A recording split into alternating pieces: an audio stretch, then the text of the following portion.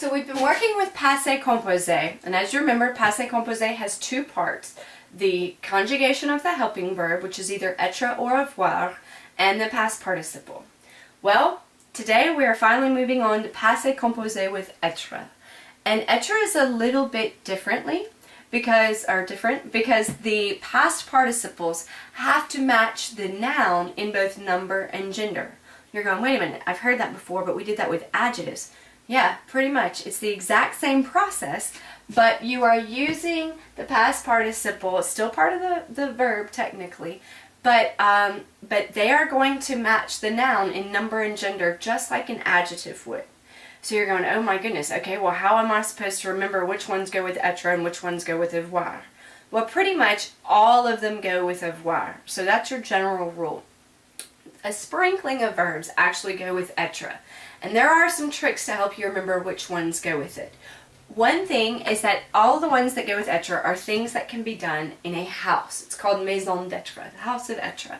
And so, for instance, I can go up the stairs, I can fall down the stairs, I can be born in a house, I can arrive at a house, I can stay at a house, I can leave a house, I can go to a house, I can come to a house. And so those are so if you kind of have that vision in mind, that's going to help you a little bit. The other thing that works really well is this thing called Dr. and Mrs. Vandertramp. And that's basically an acronym to help you remember which ones go with it. So you have devenir, which means to become. Revenir, which means to recome or come back to. Mourir, to die. Retourner, to return. Sortir, to go out. Venir, to come. Aller, to go. Naître, to be born. Descendre, to descend, or to descend down the stairs. Entrer, to enter. Rentrer, to re-enter. Tomber, to fall. Rester, to stay. Arriver, to arrive. Monter, to go up the steps, to go up. And then partir, to leave. So these are your the verbs that we're going to be working with for now that go with être. Now for the most part, these make very simple past participles. You'll notice that some of these have little dots beside those, and I'm going to come back to those. But you also notice that almost all of these end in ER, and it's the same process. So the ER, as usual, becomes E with an accent aigu. So, let me get a good one. Alright. So, retourner would just become retourner. Sortir, IR becomes I, so sorti. Aller, E with an accent aigu. Descendre, RE becomes U, so descendu. Entrer, ER again, E accent aigu. Rentrer, E accent aigu. Tomber, E accent aigu. Are you seeing a pattern here? Rester, E accent aigu. Arriver, E accent aigu. Monter, E accent aigu. And partir is an IR, so it's going to be parti. Okay? Now, venir is obviously your root for revenir and devenir. So if you remember that venir becomes venu,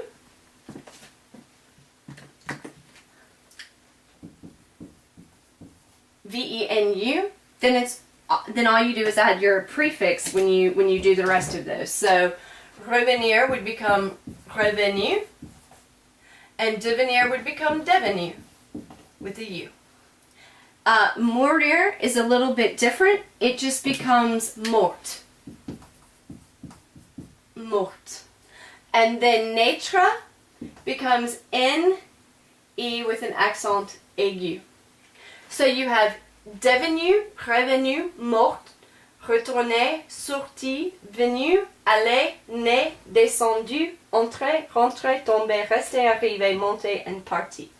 So those are the verbs and past participles that we will be working with when we are dealing with Passé Composé that uses être as its helping verb.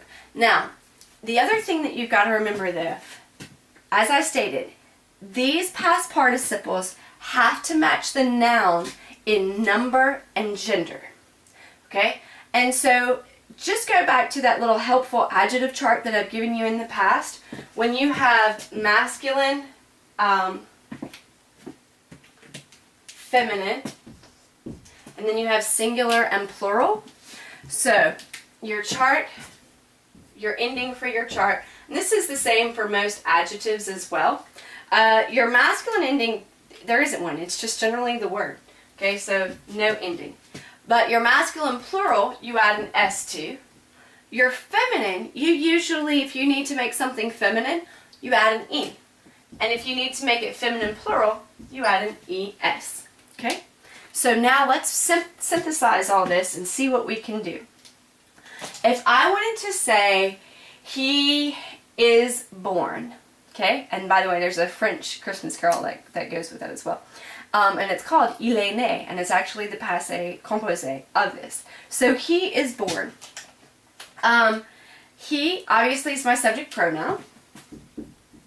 My next part of Passé Composé is the conjugation of avoir or être, and in this case, naître takes être. So the conjugation of être is a. So now we're going to have a as our verb, as our helping verb, right? And then I want to use my past participle, and I need to say born. It's not to be born, which is the infinitive of naître. It's born. So it's né. Il est né. He is born. Okay? But what if it was a girl? Then I would have to change that a little bit. And it would be elle, because it's she. Conjugation of être for elle is still a, est. But né, which is my past participle, that's the masculine form because it didn't have an ending. In order to make it feminine, remember, I've got to add that E.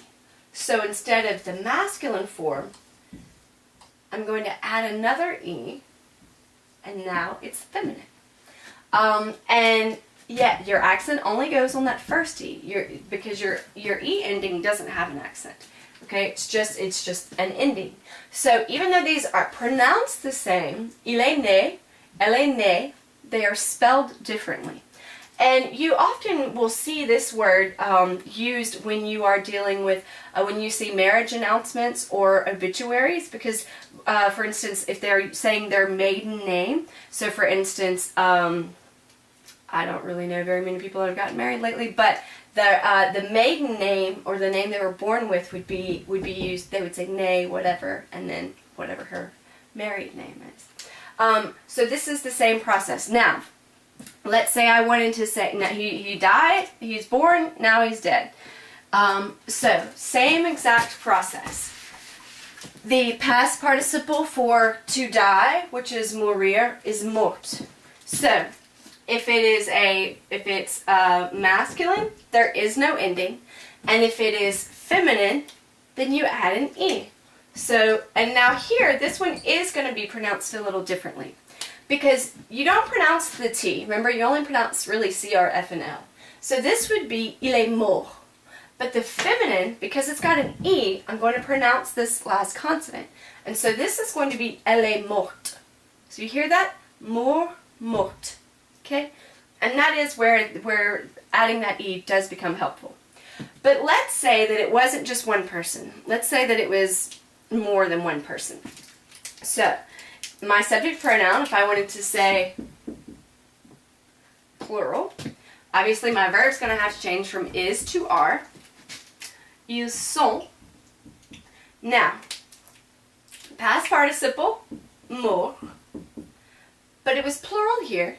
It's going to have to be plural here. My masculine plural ending is S.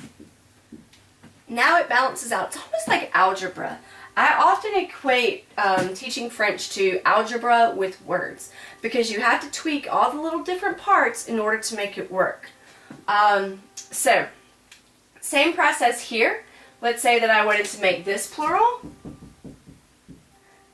I've got to use sont. And I've got to make this plural and feminine. So I can't just leave it at that. I have to make it feminine and plural. So I'm going to get an ES. Now, there is a way to check yourself on this as well. For instance, no ending. S, S, E, E, ES, ES. Okay? So that, of course, that generally only works with il and l, but that should help you a little bit. Let's go a little bit further into Passé Composé. Let's say that I was talking to a friend of mine who was a girl, and I wanted to say, hey, have you arrived yet? Are you there yet? And in English, notice I said, have you arrived? But in French, it's is you arrived. Kind of strange. Or are you arrived? I guess it would be are you arrived. Because I'm using être and not avoir. So if I wanted to put this in inversion, same process, right? If this were written out in a statement, and it would say tu es arrivé, and let's not forget I'm talking to a girl, so I would need to add that extra E. Now, that's the statement. But what if I wanted to ask the question? Well, the conjugated verb goes before the subject pronoun, put a hyphen between it to ask the question. So, tu arrivé, and you're done. What if I want to say, when did you arrive? When are you arrived? Then I could just put quand on the front of this, if I could write it. Which apparently I can't. Quand. Quand es-tu arrivé? When are you arrived? But keeping in mind that this is still passé composé. We're talking about the past. And in English, yes. When did you arrive? French English-ish. When are you arrived? Okay? But let's say that I didn't know if I was talking to a guy or a girl. Alright? So, there I have my conjugate, my tu. My verb is going to be a. And then let's say, like I said, I didn't know whether I was talking to a guy or a girl. So, if I have arrivé, and I might be talking to a girl, guess what I've got to do? I have to let you know that that possibility is there, okay? So I'm going to put parentheses E. So just in case you need it, it's there, you know? It's the same process as when, if you've ever seen on a test, you know, is this A, a cat, B, a dog, or C, an elephant, right? Well, if I had is it A, that wouldn't be right. That's why your teacher puts that little parentheses there. And then you're like, oh yeah, okay, it might be that one. And, you know, generally if they put the parentheses there, it's probably that one. But not always. But in French, it's the same process. You put that E there in parentheses just in case you need it. But it goes a little further as well. So if I were taking this into the plural form, and let's say I didn't know if I was talking to a group of guys, a group of girls, I didn't know. I don't know. So, vous avez, été, conjugation of être, not avoir. Alright? And then my past participle here was arrivé. I don't know if I'm talking to a bunch of girls, and I'm definitely going to need that S there, because it is plural, but it may be guys, it may be just girls, okay?